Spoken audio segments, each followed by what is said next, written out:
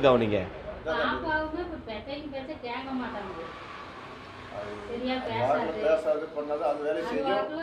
நான் நல்ல ஒழுக்குன்னு ஃபஸ்ட்டே சொன்னேன், ஒரு வார்த்தை கவனிச்சிங்களா? இல்லை சொன்னேன்னா இல்லைங்களா?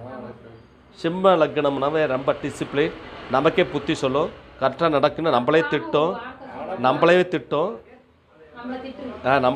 நீ அப்படி நடந்துக்கிற, ஒழுக்கமாக நடந்துக்கல, கரெக்டாக இருக்க மாட்டேன், நம்மளே திட்டக்கூடிய பிள்ளை ஒழுக்கம் கெட்டு போகுமா? ஆனால் அதுக்கு 7ல் இருக்கிற சந்திரன், சனி, சந்திரன், சுக்கிரன் இதெல்லாம் கிரகம் சேர்ந்து 7.5 சனியாக வர்றப்போ பாதிப்பை தரும். ஸோ நீங்கள் அதில் கவனமாக இருக்கணும். அது பார்த்திங்கன்னா பிள்ளைங்க பசங்க வண்டி ஓட்டி போய் கீழே விழுந்து ஆக்சிடெண்ட்டாக வர மாதிரி இது பேர்க்கெடுத்து கிடக்கூடிய ஒரு ஆக்சிடெண்ட்டாக நடக்கும். 30 வயசு ஆனாலும் கவலைப்படாதீங்க. இதில் ஜோதிடம் என்ன சொல்லுதுன்னா 24, 25 கல்யாணம் பண்ணி பங்கப்பட்டு 2 வருஷம் பிரிஞ்சிருவாங்க, அதுக்கப்புறம் இன்னொரு கல்யாணம் நடக்கணும். அப்படிங்கிறது கல்யாணத்தை பண்ணாமல் நம்ம 30 வரையும் தள்ளி போட்டு கல்யாணம் பண்ணால் தவறு ஒன்றும் இல்லை.